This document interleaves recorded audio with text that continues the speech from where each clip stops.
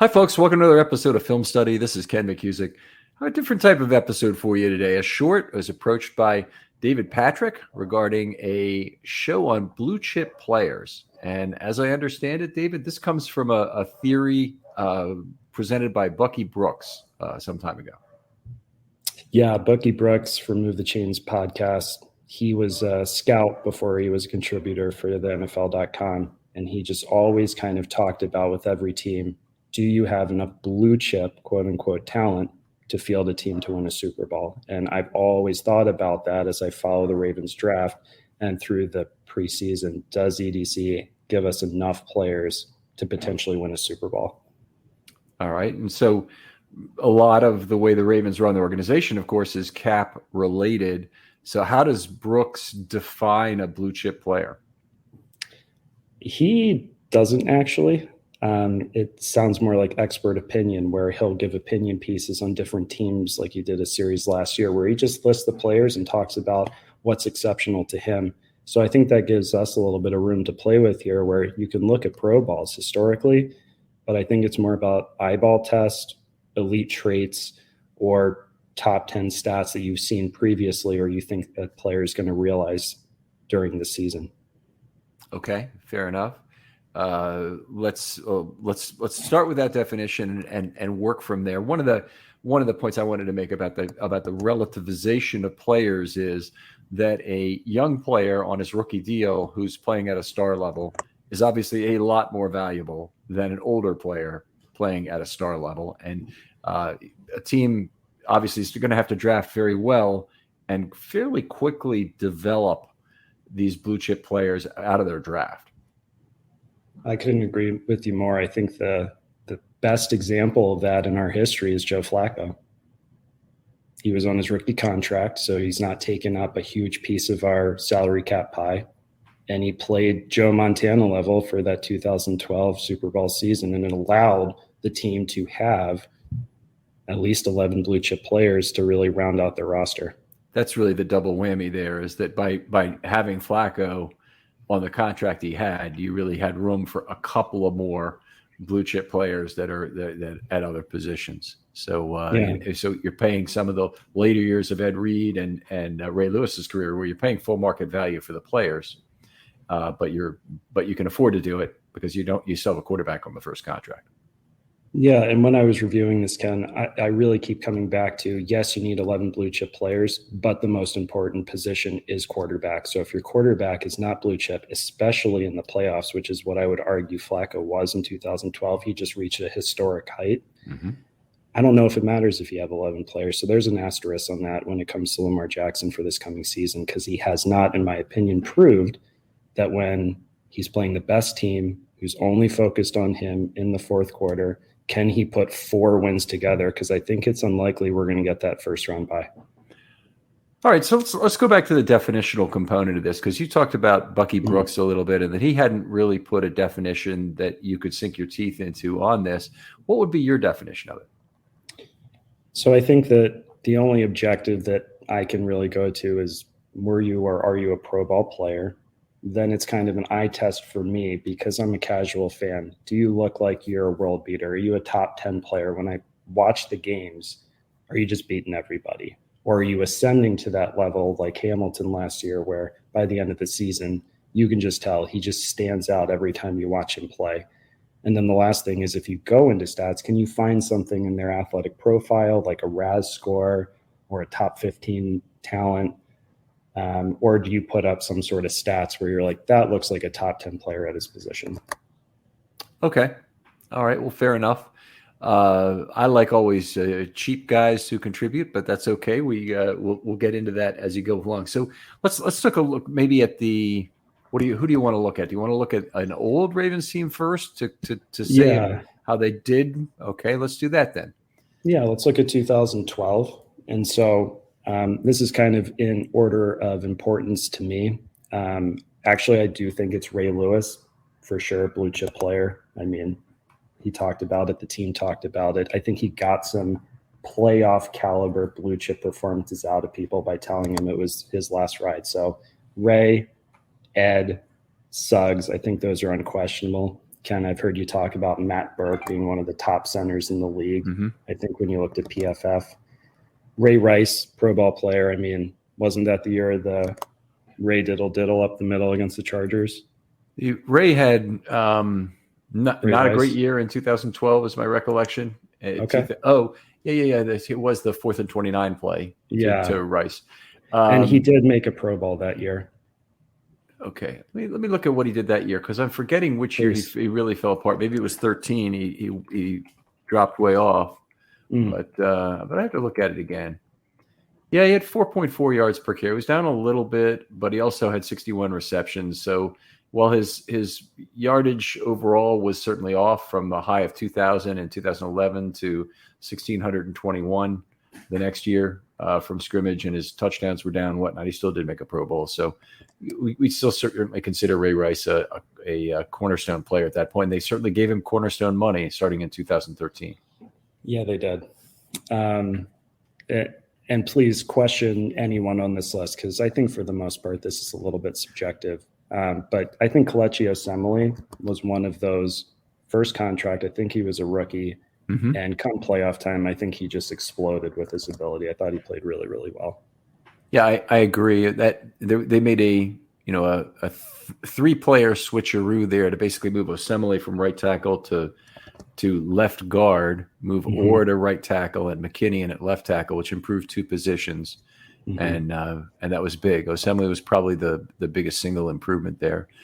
He was great, and he's a great bargain. And he's undoubtedly the best of those 3 players I just named in terms of what he was producing relative to what they were paying him. No doubt about it.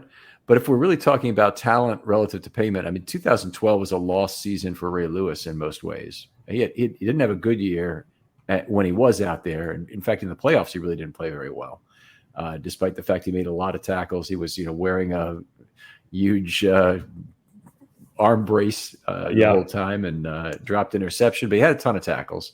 And he did some great things on the goal line against San Francisco I'm never going to forget. But I don't know that I could call him a cornerstone player anymore. I don't know that I'd call him a blue chip player. So you'd have to go to it and really say that he inspired the team some way, or he led the team in some way to get there.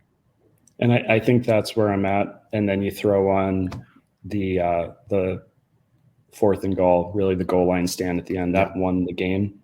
And I don't know if he made that effort to come all the way back and then play hurt. I mean, I remember stories even talking about the week leading up to the Super Bowl. He's still hanging his arm up in his hotel room trying to get the blood flow out of there to make it heal. But I think without him, I don't know if he's going to make the checks to make other players have their great performances in the Super Bowl. But I acknowledge that his overall statistical play wasn't probably as good as before.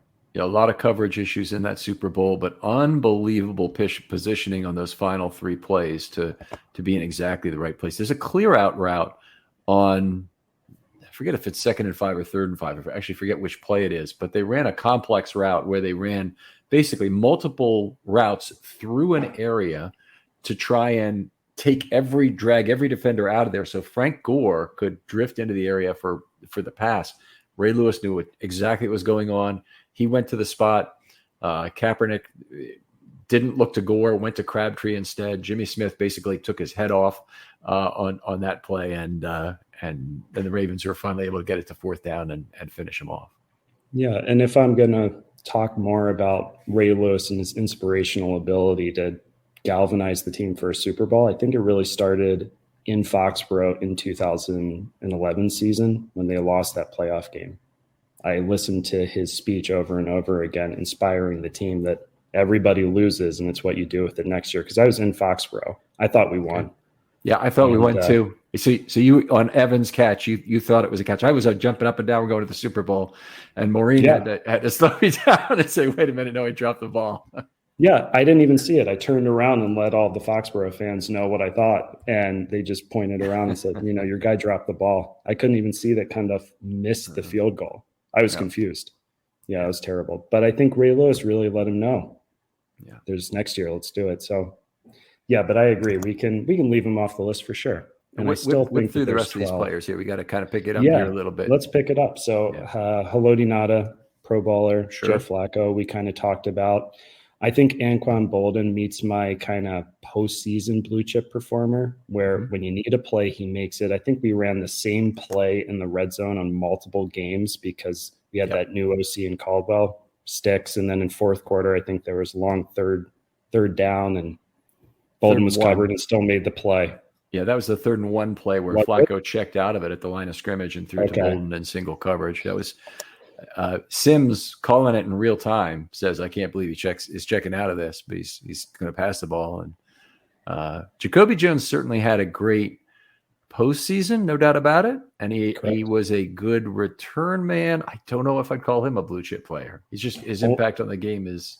Only as a kick returner and punt returner. So I'm a Harbaugh enthusiast. So I extend my blue chippers to cheap seats where it's kickers, punters, kick returners could be blue chip players. And he had a play in the Super Bowl that really stood out. And in the Denver game too, in that postseason. Yeah. Oh, really? I can't remember a play from that Denver game where he was involved. Oh, did he make the mile high? He did. You're being facetious. I'm so sorry. That's hilarious. You didn't pick up. We're looking at each other here. You're supposed to be able to pick up on my facial gestures there. I'm going to start looking at you, Ken. Sorry, I'm looking at my notes. Yeah, and then there are a couple others that, Vontae Leach, Bryant McKinney, Justin Tucker, maybe. All right. So to my way of thinking, you're on the margin with a lot of players who I would definitely not call blue chip players. And much as I like Vontae Leach, if Vontae Leach is a blue chip player, then Patrick Ricard is. Oh, I agree. Okay. Is he top 10 at his position? Does he dominate when you watch him do what he needs to do? Okay. All right. Well, then we can look at this. But Marshall Yanda you have, and Ben Grubbs was gone at this point. Yep. Matt Burke I would certainly agree with. And Terrell Suggs. Well, Terrell Suggs I would not agree with for 2012. He was hurt most of the year and did not play well. He had 2 sacks all year. That's fair. Yeah. Well, Darius Webb was a blue chip player until he tore his ACL. Oh yeah, he was the best corner in the league. And that Dallas game was a disaster for the Ravens. Ray Lewis and Webb went down. What I'm going to say about the 2012 team, and this is going to be a little bit of a contrarian perspective. And I don't beat on the guests, but I would say that I sometimes like to softly challenge here. Please. I would say without question, the 2012 Ravens team was the worst of the first 5 Harbaugh years. And that included a 9-7 team in 2009 that had an unbelievably great offensive line and still a great defense. To me, it was certainly thoroughly miraculous that they won the Super Bowl that year as opposed to the others. And if you're looking at what kind of a playoff share do you have? If you could go with a definition of that you go into the playoffs and you have a 25% chance to win it, or maybe you have a 35% chance like in 2006 or in 2019 where they didn't get it either year. If you look at the share of a Super Bowl that you have for those 5 years, they probably had 1.1 or 1.2 Super Bowl shares for those 5 years combined. But that 2012 team had the lowest, percentage one. They probably had about a 0.12 or something Super Bowl share that year. So it was an incredible ride, but it's not something that I'd want to try and repeat as a formula. The only thing I think it's worth looking at in terms of formula is that it's worth making the playoffs every year to try and have a chance to win it. Totally agree with that. And I think that probably was the worst team in that run, except for the asterisk, which is we're a quarterback driven league. And so I think the year before Flacco played well enough to win, and the Ravens said, look, we need someone better who can catch it when it matters the most. And that's where I think Anquan Bolden really matters. I think that quarterbacks, a wide receiver who can make the play in the fourth quarter, and maybe a pass rusher who can end the game in the fourth quarter are probably the most important of the blue chip players. All right. Well, let's move on and compare that to the 23 Ravens, because I think that's what we're really trying to do in terms of seeing is this team ready to win right now?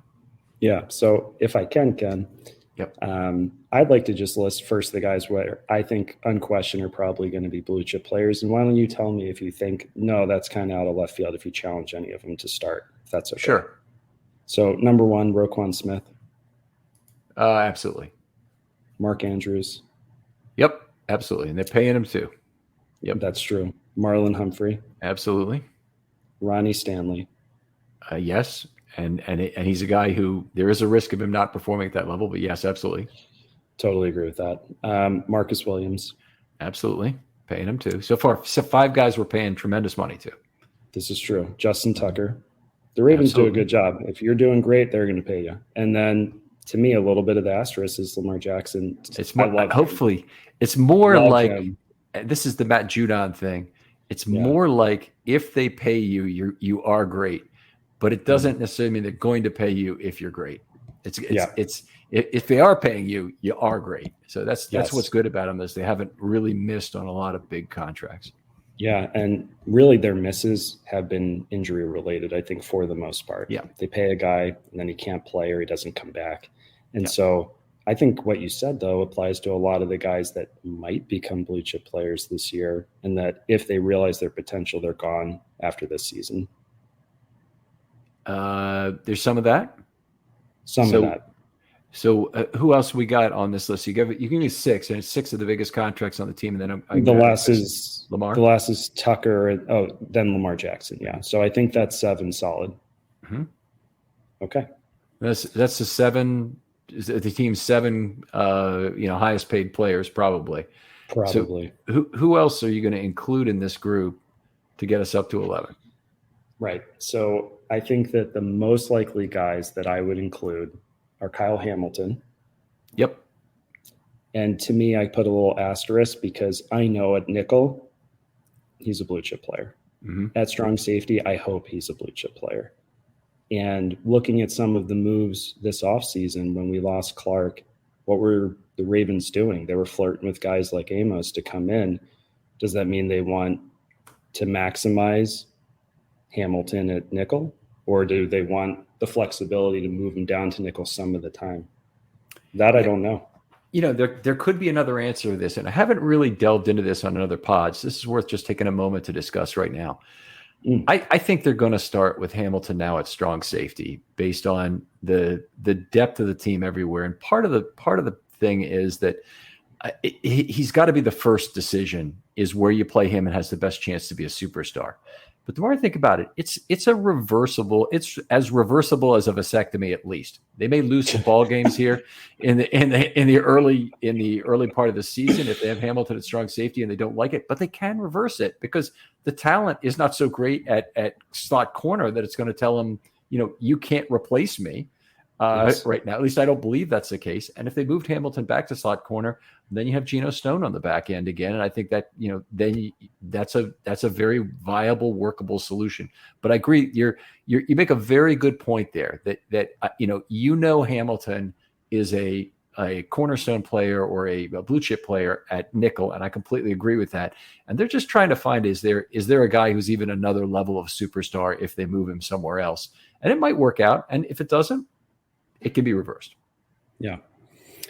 Completely agree. I think that's also why Geno Stone got paid as an insurance policy. Wait, did Geno Stone get paid today?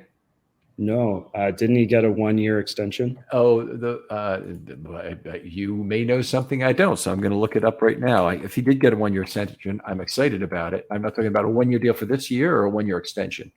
Oh, sorry, for this year. I thought that he got paid for this year, and maybe I'm wrong. I thought that he was brought back with some sort of 1-year contract for this year. Yeah, he has, from what I can see here, he does have void years, and this is new. This may have happened in the last couple of days, and I wasn't really aware of this, but he has $750,000 in bonus, of which $600,000 is paid in 4 void years. So he's making $1,760,000 this year. That's more than I thought, and so this might have happened in the last few days. Do you know when this happened? Honestly, I'm not sure. I thought it happened earlier in the offseason where they said, we're investing in you. And I went, oh, okay. Does that mean Hamilton's playing nickel? Or is this a backup in case Hamilton doesn't work out? Or just a depth piece? Because, he filled in for Marcus Williams last year pretty well. Yeah, gotcha. I mean, I understand that. At least at this amount of money, this doesn't mean he's out of Baltimore necessarily after 23, but this is a 5th void year contract that I wasn't aware of, and they're going to have to find a way to re-sign him if they like what he does this year. Ken, I wanted to ask you real quick if I could. These void years, if a player plays well, is it advantageous to the team to sign them to some sort of restructure where they can wipe out some of that void year and pay them if they play well this year? I am not the guy to ask that kind of question to, because I don't know all the ins and outs of the cap, and specifically since the Ravens have never used void years before, I'm particularly ignorant there. Mm-hmm. So I don't want to say something that's wrong. Brian McFarland or Dan Reese are good guys to go to on Twitter to ask that kind of question to. But it's certainly possible that it's restructurable. But let me think about this here. Yeah, I think 600,000 of that prorated bonus has not yet been paid. So it may be that 600,000 of that could be somehow moved around and paid differently in the coming years. Of course, the player would have to agree to it, and I think the player would have to play at a higher level. In Stone's case, I think the Ravens may be hoping that they could get him on a series of rolling 2-year contracts, but he may well outplay something like that if he gets significant playing time this year. Right on. Next guy who I think is probably highest on the list is kind of an injury question now. Unfortunately, he has appeared on the PUP list with some sort of vague knee injury, and that's Tyus Bowser. Yep. I think that he's a complete linebacker. He can cover. He can rush. Yeah, he can play the run. He's irreplaceable, really. Yeah, he's enormously valuable to the Ravens' flexibility and their pass rushers. We've talked about on this show a lot. His ability to drop to cover and how often he's done it was a complete staple of Wink's ability to rush. They used it actually a little bit less as a percentage of snaps. I think he was down from 39 to 25 last year. And so that's maybe a little bit more of a typical 4-man straight ahead rush used by McDonald. But his ability to drop means you can rush somebody off the slot, you can rush a linebacker, you can rush a safety if you want to. It's a big part of the Ravens things. Unfortunately, I'd have to take him off this list based on where he is with the knee injury right now. And I don't know if you saw it, but there was some video of him walking into camp that was posted by Kyle Barber today that did not look good. Oh, really? Yeah. That's a shame. Well, maybe he can make a playoff run. Fair enough. Next guy I think that is highest on my list is actually Patrick Queen. Okay, certainly a valuable player. Played very well with Roquan last year. You could certainly make a case he's a blue chip player. He's not a guy I think that the Ravens are going to end up paying, but that doesn't mean he can't be a blue chip player because the Ravens are pretty much, the cupboard is full of contracts that they can hand out. So I think if Queen made a few of those easy picks in the beginning of the year, just statistically speaking, looking at all the interceptions he made, but then the eyeball, if you look at some of the plays, the interceptions he made against Burrow late in the year, I mean, that was phenomenal. That drift back where he tricked Kenny Pickett against the Steelers. I mean, great plays. He can blitz. And I think that when I look at Roquan coming over, and Roquan admittedly said he kind of didn't know the playbook that well, why did he jump so big in a system he didn't know that well? He went to an all-pro level and made our defense top 3. Yeah. It seems like Roquan is implicating that Queen is just an exceptional talent to run with. And I think that when Queen said that he was a little upset about Trenton Simpson, who I think is actually maybe a replacement for Bowser one day, just by body build and type and coverage ability, it seems like Eric DeCosta said, hey, we might want you here. We might extend you. So I look at that as a really clear sign that my eyeball test is right in the second half of the season, that Queen might be a blue chip player and really, really earn himself a big contract, potentially somewhere else, unfortunately. Yeah, I mean, there are definitely some big positives from that. I think he was playing a little bit better before Roquan arrived. Then Roquan arrived, and he took another leap forward. There was another coincident thing that happened with Roquan arriving, because that's exactly when Tyus Bowser came back. That's so true. And he was a big lift to the defense as well. But Roquan never had played as well in Chicago, much more inconsistent player during his first few years. And all of a sudden, he's a much better player. And the roles are much more natural for the two, give Queen many more plays where he's the trail player. Is just much more natural to him. I think also he keyed off Roquan. Roquan is a little better at finding the football and keeping track of it. And Roquan and he developed a symbiotic relationship in terms of their ability to be up at the line of scrimmage and drop and allow another guy to blitz, or at least not let the other team know the one that was coming was at the line of scrimmage. And that became very, very potent for the Ravens in terms of their pass rush down the stretch. Yeah, I think we have a lot to look forward to. Those are the two players I'm going to be watching the most this year when the ball is snapped on defense.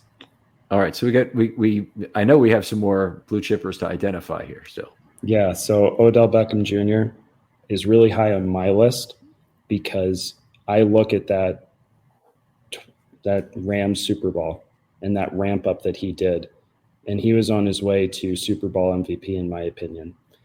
And when I think about what was said about when he was signed by the Rams after his 2020, his first knee surgery for his ACL, and that the Rams team doctor came down and said, "We need to do surgery." And he said, "To hell with that, I'm playing." And he said, "Okay." Now, if you have an ACL where you have a failed graft, and I'm not an orthopedist, but if you have a failed graft or if you have a stretched out ligament or on your imaging it doesn't look good, maybe 10 to 20% of people can still do athletics without that because they just have such great athleticism, muscle, all those other things that allow them to still play. But if you put it at a dynamic position like receiver, where you're putting all of that force on your knee, your stability will really shake.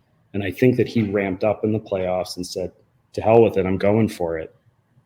And it took him as far as the first half. And so I don't know that he was ever truly healthy. I don't know if that surgery ever, from the surgical perspective or the physical therapy perspective, the training perspective, it's been documented that he didn't return as quickly as the Browns wanted. So something was off.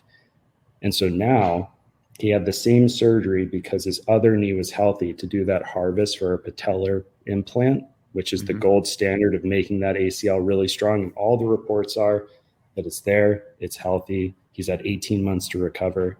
I think he's going to be a really explosive athlete who at minimum we ramp up and can get a really great December, January, and hopefully February out of him. I'm really high on Odell. Okay, let me just say that's probably the most reasoned argument I've heard that Beckham might return to some of his former playing status that I've heard. And it's good to hear it coming from somebody who has a medical background or whatnot. So I appreciate that. I still have to look at his age and the fact that he hasn't really played during this last year, even if we think his athleticism is back, and say there's just too many damn counterexamples to it for me to buy into it. But that said, I think he had a great postseason in 2021 and didn't play in 22. Even if you were his doctor and you told me everything was fine, he's good to go. I still don't know that I'd bet on him.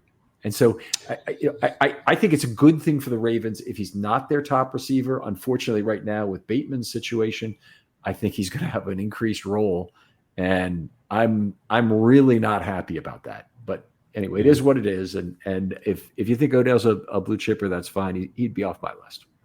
Fair enough. Yeah, absolutely. Let's see some other guys. I think the last guy. No, that's my 11 of most likely. A few other guys that I'm personally very high on are a long shot, admittedly, but it's David Ojabo. Yeah, not too much of a long shot. I like him as a chance. I'd say if you really want an impact player, a guy who's going to do some outrageous things, Ojabo might be a better bet than Beckham. I agree. Yeah. I mean, the main issue is just really his fastball pitch is his speed rush. Mm-hmm. And so is his Achilles all the way back? It sounds like, based on reports, feels that way when you hear Ojabo when he's talking to the crowd or he's talking to reporters. He's like, "I don't even want to talk about this. I'm ready to go." But I think that you combine him with his fastball intact with Dr. Rush, giving him an actual spin move, that excites me. That's where I think that we might realize a guy on a rookie contract who could explode for 10 sacks. And so I'm really looking at him. He has got extremely violent hands, and he does a lot of other things well as a pass rusher, but he needs that get off to be what he is.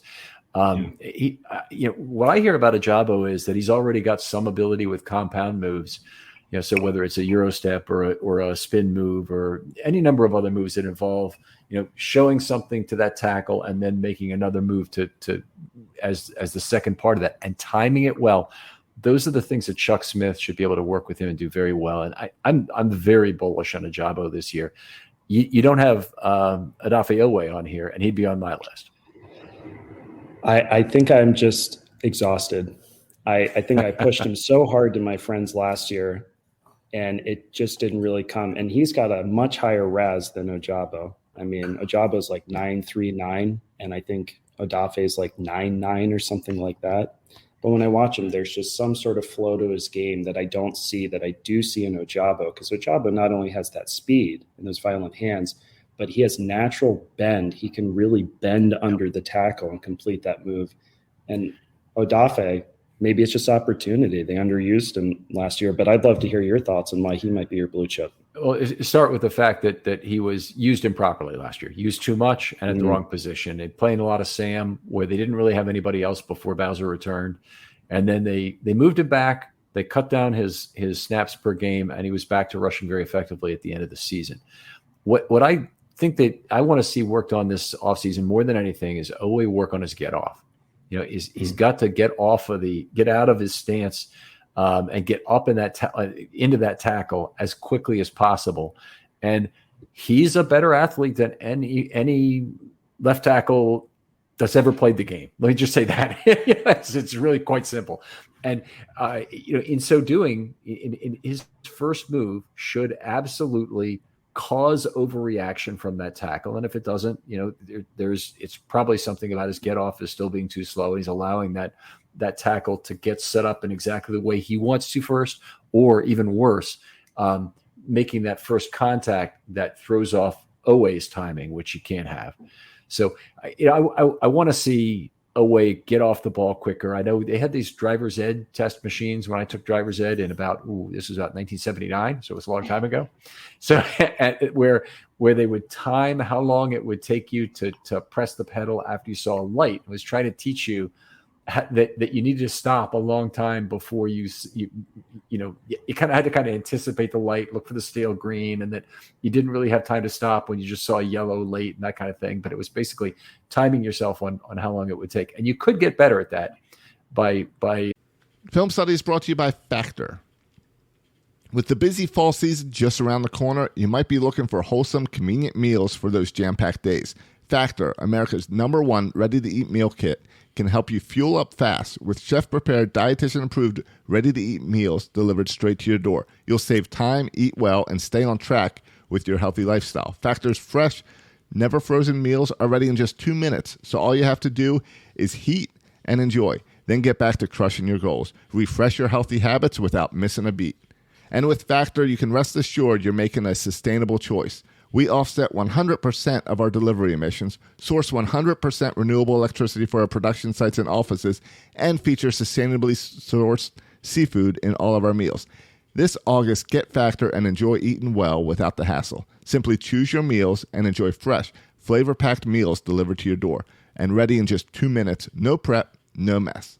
Head to factormeals.com/Ravens50 and use code Ravens50 to get that 50% off.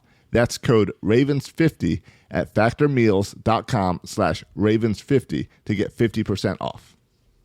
Practicing. And I've got to believe there's a way they can train athletes to have a faster get off. Oh, absolutely. I'm sure. And if there's anyone who can do it, who has the clay to be molded, it's him. But I'm just now, after 2 seasons, plus when I look at 0 sacks in college, or did he have a sack in college? 0 sacks in his final year. Final year. Thank you. Yeah.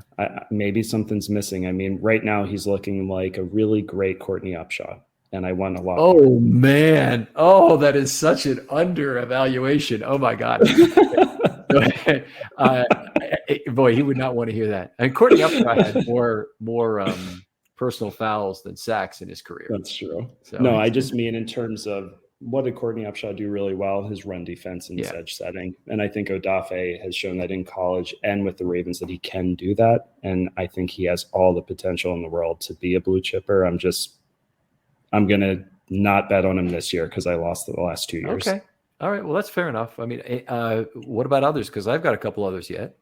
Yeah, please go for it. Well, I mean, I'll start with Zay Flowers. I think he's Oh, probably yeah. the Ravens' best receiver, probably needs to be on the list. And he's the most important receiver by far because he's the one guy who can take the top off the defense, who can draw safety help. If I were looking at the things Beckham could do for this team, one of the big ones is to teach Flowers how to run better routes. Flowers, incredibly sudden athlete, but he doesn't throw wiggle at the defender at the top of the stem like you'd want a great route runner to do. And Beckham is one of the great route runners in the last decade in the NFL, and having him here should be a big difference. In fact, it's one of the things I really loved was seeing Beckham, Flowers, and Lamar all practicing together. Oh, it's wonderful. And on the Lounge podcast, I know that they were talking to Zay and asking him about the workouts they were doing in Miami, him and Odell and Lamar. And they were like, oh, how does Odell work out? And he was like, he didn't really work out.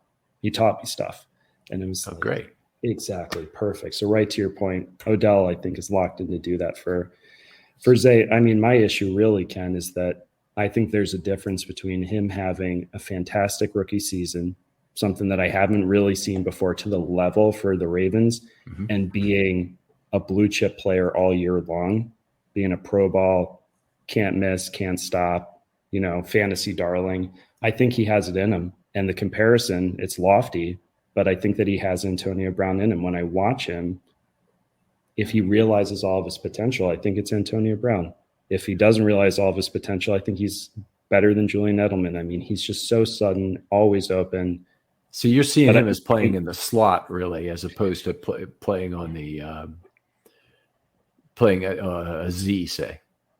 I think that if we get the full complement of our receivers, Odell, and if we also get Bateman back, I think that naturally Zay would be the best at being in the slot with those two on the outside. I think Zay can absolutely, maybe when Odell leaves, move to the outside because he did it in college.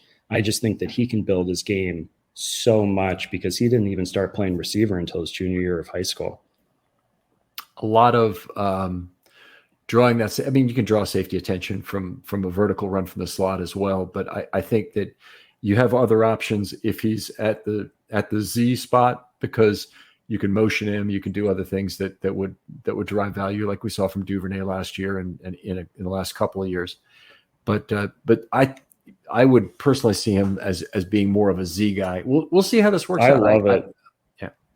Sorry, I love it. I hope you're right. And I think that I just kind of like Odafe. I'm a little exhausted at taking first round wide receivers from the Ravens and saying, you're going to be a pro baller this year. It's like, I'm going to just give him some time to blossom because I think he's going to be great. I think he's going to be great.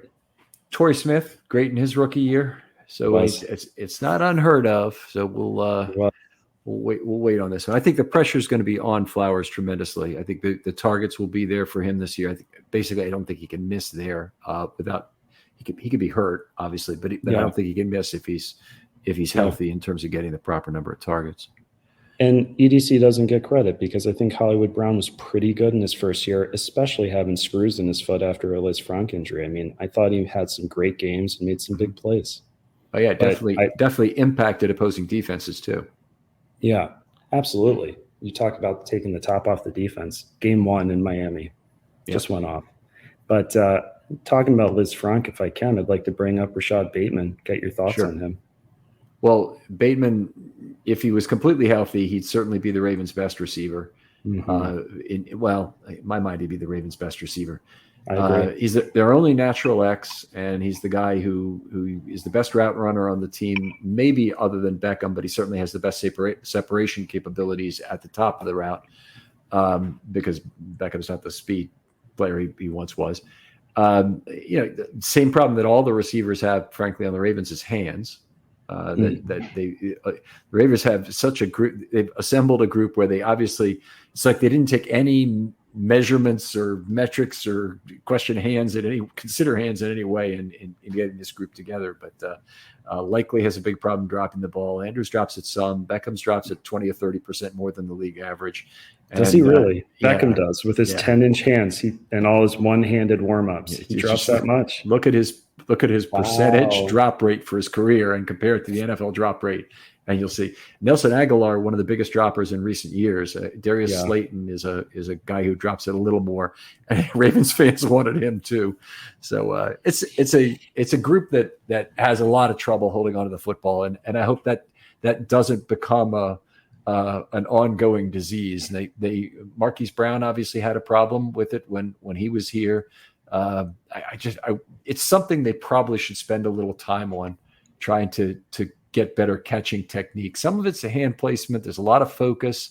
And there's just got to be some receiving coaching going on that improves that, because if you drop, let's say 4 percentage points more of catchable balls, that's going to significantly impact your catch rate and the quarterback's completion rate. And that's not what you want. Man, what a great point. I haven't thought about that, but coach him up, huh? That's why we hired Greg Lewis, all of his success in Kansas City. So There's cause for optimism. My biggest issue with Rashad, and I love Rashad, I think that Rashad has the ability to be our true number one, or at least I did. And the problem is the Liz Frank injury. Yep. And it's not just players like Jimmy Smith, who's had every lower leg injury on planet Earth, and then 10 years later says, I still feel the Liz Frank. That could be arthritis. Mm-hmm. Liz Frank apparently, and I've talked to some buddies who are actually orthopedic surgeons, it's very, very hard to get that fixation right to make a full recovery. And to me, Rashad's superpower was his route running. So I really hope that he is the exception to the rule where he can realize all of his potential back, because if he does, he could be great. Let's talk about that for a second. You say fixation, and by that you mean that the ligament of the bone has to be placed back properly and screwed in such that it heals in properly? I think it's more about getting the perfect angle and getting the heel right. And again, not an expert, just trying to get some layman understanding as best as I could. That's really the difficult one, and that's why it's described as the hardest thing to return from. Now, he has his screws out, which is phenomenal. That's awesome. That's a great sign. It's better than Hollywood Brown when he had his Liz Frank injury. But recalling Hollywood Brown's sophomore season, he was like, man, I'm so much faster. I feel so much better. And so I just found out today Bateman's on the pup. Yep. And I think that that's appropriate. And I hope he has a second half of the season that we can all be proud of, where he recovers faster than any of us could expect in terms of realizing all of his explosive ability, because he's a great route runner to me. So that would be 1 year exactly in terms of the recovery time. I've always heard I've heard a 1 year recovery or 11-month recovery, but then you also hear about it's still not right after that, and it can be longer. And I'm obviously it's a major concern to Bateman's career value that he's had this injury. But So I've had, just from a personal experience, I've had orthopedic major surgery. And I remember they told me this is the expected timetable for you in terms of months where you'll return and you will be yourself again, at least 95%. And I remember hitting that mark and feeling like I'm 95% better, but I'm not 100%. And that last 5% felt like it was double the amount of time that was quoted to me, where I forgot I had the injury. I'm not thinking about it. I have no pain. If anything, I'm getting better, stronger, faster.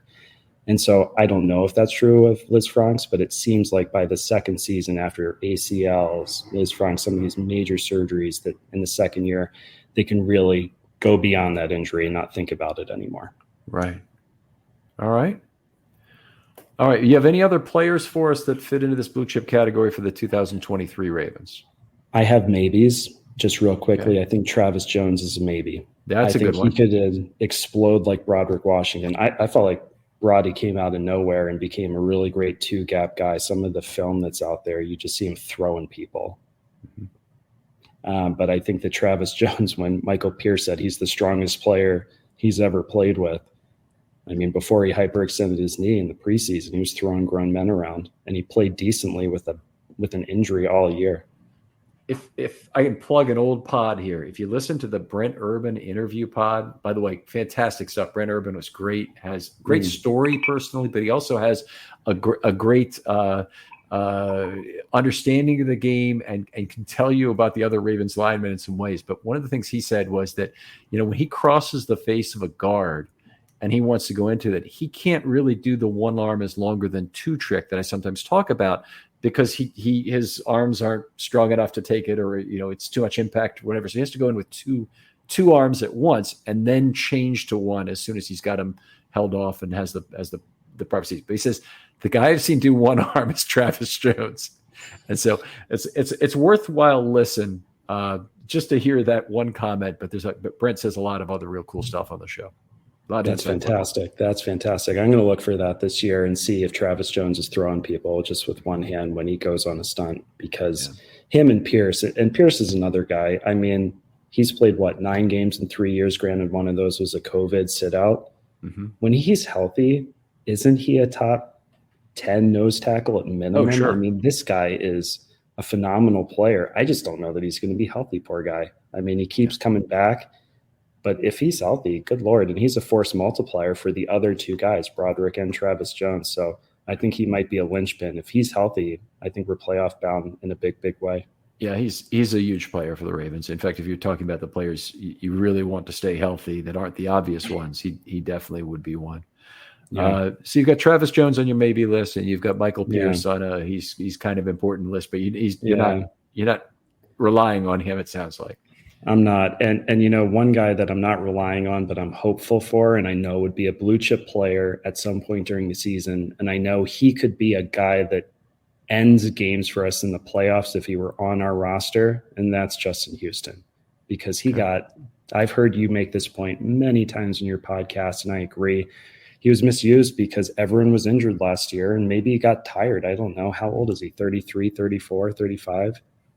And he can still dominate in the fourth quarter. So I really hope we sign him back. I would love to have him coast him along. I don't think that's going to happen. And it's not a matter of they don't think Houston is good. It's a matter 9.5 sacks last year, but it's a matter of, and he's 30. I'm sorry. Was meant to look for his age. That's what I was looking for. Oh, thank you. He was 33 last year. So he'll be 34, is 34 as of January. So he's 34 and change now. But it's not a matter of that they don't think he would add something to the pass rush. It's probably not a good fit because they have not even the money. It's a matter of he's a rush linebacker, and they already got Ajabo, who they didn't have at the beginning of last year, and Owe, who they are now going to play there all the time, and also Tavius Robinson are really all rush linebackers, and they need Sam guys now. That's why they're looking at Van Noy. Right. And the Bowser injury obviously is very serious for the team because they don't really have another Sam linebacker in house ready to go. Yeah, I think that makes perfect sense. And unfortunately, I might not get what I want, but I totally believe in the team. And Van Noy, I'll take him. I mean, what a great pivot. And hopefully Bowser can come back, because I think that he's kind of the linchpin. Yeah, I agree. I think Van Noy for the whole season, wouldn't be what the Ravens would want. I don't think he would be Tyus Bowser, but if he could play, as it would turn out, what I'd really like him to play is about a third of the Sam snaps, and with Bowser playing 2/3 of them. But if it works out to be half and half because of the injury and a slow ramp up and this and that, I'd be very happy with that at this point for Bowser. If he could somehow play half the snaps this year and not. When he might not be there for the opener, then I'd be very happy. Yeah. I mean, one other guy that might interest you, Ken, is J.K. Dobbins. Sure. I don't know on him. I'm not betting high on him, and it's not because I don't think he has ability, and it's not because I don't think he's healthy. It's very common after an ACL tear to have something called arthropfibrosis, which is basically advanced scarring, which is, as we all know, he went against the team and got a scope, cleaned it up, and all of a sudden he got his range of motion back. I think his explosion will be there for sure this year because he's now had a whole off season, and usually that scope doesn't really make for a long recovery.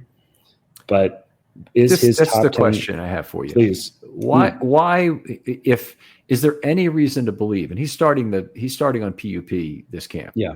So is there any reason to believe that a scope done in the middle of last year when he played afterwards and clearly did not look like himself in terms of his finishing burst, in terms of his ability to finish some runs, that he should still be recovering from such a procedure now when he already played almost a year ago? Not almost a year ago, but a good portion of a year ago. To me, I think it's unlikely that he's still recovering. I actually talked to a buddy specifically about this. Hey, you have arthrofibrosis, you got a scope, you have a whole off season. Is that going to delay your return to field and your performance? And he said, typically not. He could be injured, or the Ravens might say, hey, you're upset. You got injured last time. We'll just put you on PUP for a while and let you cool, let you hang out. Or maybe he is nursing something. I'm not sure. But it could be that they're just kind of doing gamesmanship with his ask for more money. But I don't know. All right. Well, I hate speculating on that kind of thing, so I'm not going to. But okay. is it possible also? Is it possible also that he had another scope procedure during the off season that he might be secondarily recovering from? Could he have had it cleaned a second time? He could have had it cleaned a second time. I mean, if someone scars aggressively, they can scar again. But typically speaking, from a scope to clean up scar tissue where you see that someone all of a sudden is much, much better, he got much of his range of motion back. I think that limitation in his top speed was just that he had surgery and he needed to have an off-season recover from it. If there's something else going on, he could have tweaked something new. I'm not sure. Maybe they're just being cautious with his recovery like they are with Bateman, who had a Liz Frank, and they're saying, hey, that's a hard one. Let's kind of ease you back in. But again, that's speculation for sure. All right, very good. I think that JK is losing Greg Roman a little bit. Maybe he's going to lose some of those snaps with Lamar for the option because he had blue chip ability in terms of his average yards per carry. I think it's top 10 ever. It's way above 5. Right. And so is he going to get that anymore? I don't know. Is he with the team next year? I don't know. So I'm not counting on him, but I would love to be wrong. And I'd love for him to get a huge bag at the end of the season, potentially not from the Ravens because, he rushes for over 1,000 yards and has 400 yards in the air. I'd love it.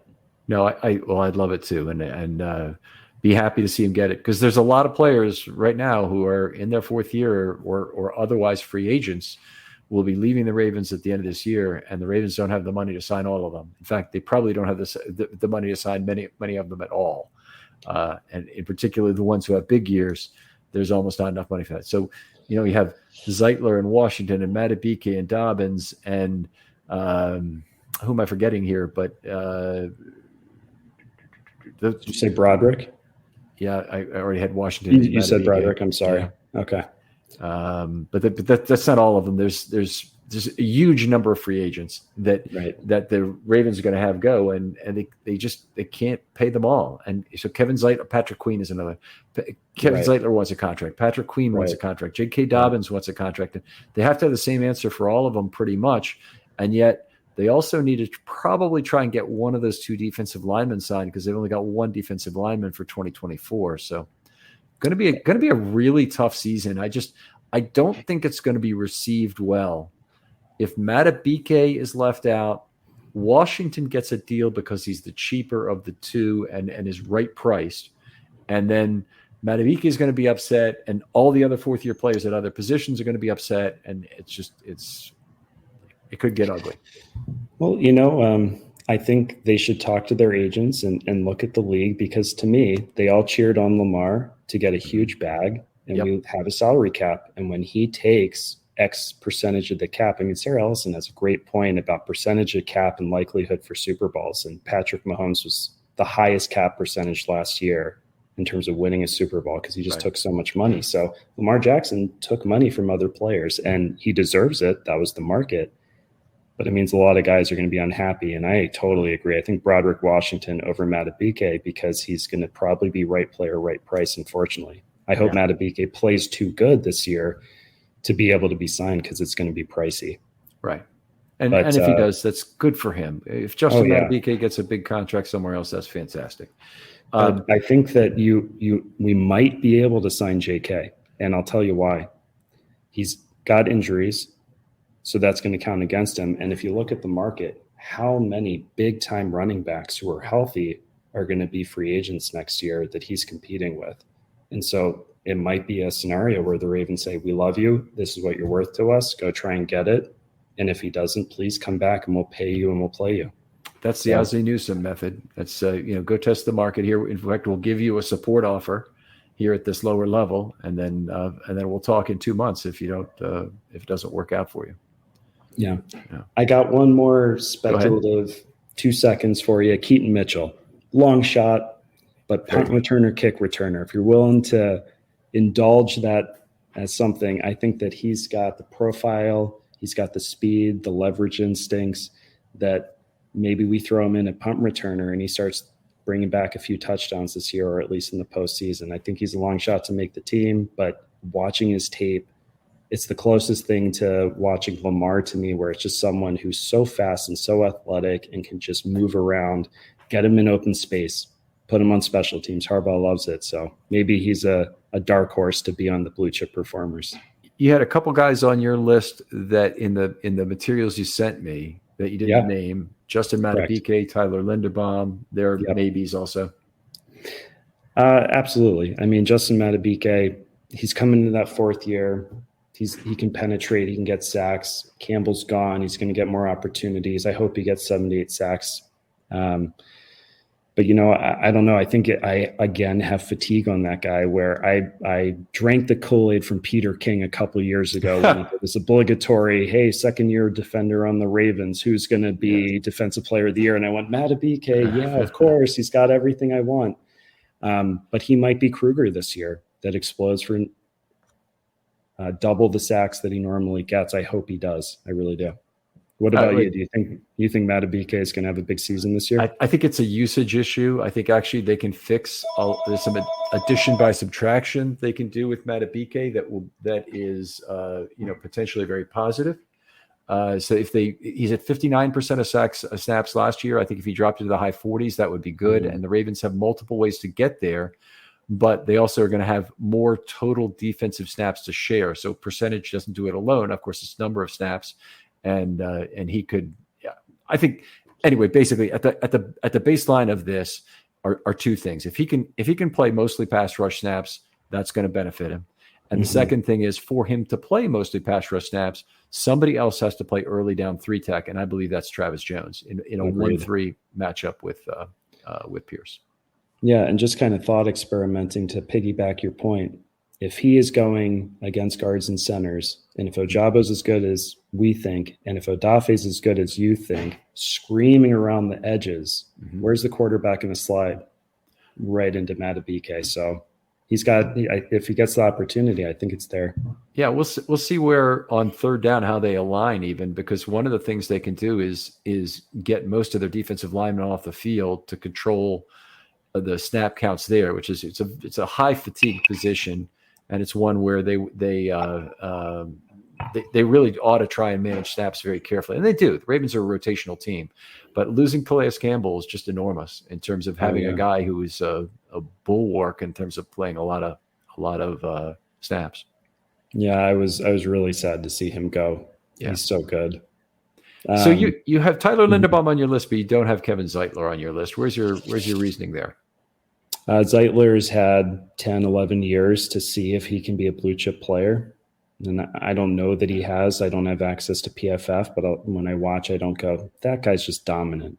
And when I watch Tyler Linderbaum in terms of raw potential and what you were talking about with first contract guys, he's a great run blocker. Can he go from mediocre pass blocker to something average? And he's got one of the best position coaches to do it and the will to do it, and that's Joe D. So if he can be average, I think he's a blue chip player. But the other question is, I've seen him in Roman's offense. I don't know what he does in Monken's offense. If we're just throwing the ball around, does he become a liability? So I'm not sure. And Zeitler, I don't want to bet on. Okay, well, fair enough. Zeitler, I think, is one of the narrowest bands of where I would expect his season to be of any Ravens player. I think he's a North Star in terms of your ability to guess what exactly he would do. He scored absolutely identically to Ben Powers last year, which means he had a great year in terms of what he did for the whole year in my system. And both he and Powers had the right direction compliments, meaning they're better pass blockers than they are run blockers. Which is it's what you want at any offensive line position, but you especially want that at you especially want it at tackle, but you really want it at guard too, and you still want it at center, even though there are people who tell you it's less important at center. Linderbaum's case, I think the uphill battle for him this year will be twofold. One is more pass snaps liability, like you mentioned. The other one is new left guard who isn't going to be a good pass blocker, isn't going to be as good a pass blocker as Powers. So those are my two fears about him coming in this year. Great point. Great point. Absolutely. Yeah. Broderick Washington, we haven't really talked about. He made a huge jump last year. I think he might have maxed out on his jump. And for me, as good as I think he played last year, I don't know that he's a blue chip player. I would agree. And I say that with respect, Broderick Washington. I think you're amazing. In case you ever listen to the podcast, you know. And then Patrick Ricard, you know, I think that if we use him as fullback, he's exceptional. You just watch clips of him annihilating people as a blocker. But does he really have a role in Monken's offense where apparently, according to Jones, that ex-Green Bay receiver is talking about how Monken's going to go back to Louisville and he's going to spread everyone out and we're going to have 4 receivers. I don't know that we have a fullback. So Ricard will be one of our slot guys. That's okay. Running out to the flat. Yeah, there you go. Stretching every blade of grass. And then Isaiah Likely, you know, another guy who just showed great promise. Mm-hmm. Led the team in terms of highest amount of yards for a rookie tight end last year. But can he be a blue chip? Unfortunately, I don't even want to say it, but it would be unfortunate for him to realize his blue chip potential this year. Because it might be injury related. Yeah, exactly. Yeah. And I would never wish that on Andrews because I love Andrews. And I think that he's our number one option. I think that he's going to get the target share. And there is another possibility. Likely could become a much bigger part of the offense with injuries at wide receiver too. Oh yeah, and the Ravens at wide receiver are not. I mean, they're already walking wounded in a lot of ways with Odell coming back from an injury, Duvernay coming back from an injury, although he apparently looks fine, and Bateman coming to camp on PUP. I mean, that's a pretty severe hit. Aguilar has been a durable player in his career, but never a guy that you could really trust with a big target share. So I don't think that's going to be the way of it as it turns out. So Ravens got some questions. So we go into the first 6 weeks of the season, and do we line up at wide receiver our healthy bodies, which is a rookie in Zay Flowers, respect, Odell Beckham, maybe Nelson Aguilar is healthy, okay. Or do you throw in what Monken likes with what he did in Georgia with the 2 tight end set, 12, or maybe even 3 tight ends? You know, throw those big bodies. You can just steal it right from Rodman's offense from last year, because apparently Kohler put on 10, 20 pounds of muscle. So let him go until they can come back and relieve the troops with some healthy bodies. Yeah, and we'll see if the offense wants to change back at that point, I guess. But it's definitely that's a very real possibility that as much as they look at this wide receiver, and Monken talks about playing 4 wide, and you can play 4 wide obviously with 2 tight ends, but he talks about playing 4 wide, that it really ends up being a 12 offense because that's where the talent is. I mean, you got 3 tight ends as good as the Ravens have, and you want to play 1 per play. That would be just a dire waste of talent to make that happen. So hopefully the Ravens will see more 12. But could you imagine that 12 being a spread option with as good as a blocker as Isaiah Likely became, and as good as a blocker as Mark Andrews came, where you just run hurry up and you could switch between run looks that are heavy and pass options where you can't cover him? I mean, that would be incredible. Yeah, no, one of the things about playing hurry up with that is those same players have to stay on the field for hurry up. You can't make any offensive substitutions. So you're kind of limited in the number of 9 routes you want to run with that kind of an offense. So, some of your ability even to take the top off a defense with Zay Flowers is limited because of what you've done. But anyway, it's an interesting, that's a topic for another day. Yeah. But David, I've really appreciated having this conversation with you. There's no easy place. You're not really on Twitter, right? For us to give you a place to talk football with you, right? No, not right now. I try and keep that limited, try and stay a fan, but I'm always happy to kind of reach out to you, Ken. Absolutely. All right, absolutely. We'll have you back on sometime, and I'd be really interested to hear your thoughts on some of the injuries as they occur this year, and hopefully there won't be a lot to talk about, but there always is going to be something. And, well, knock on wood.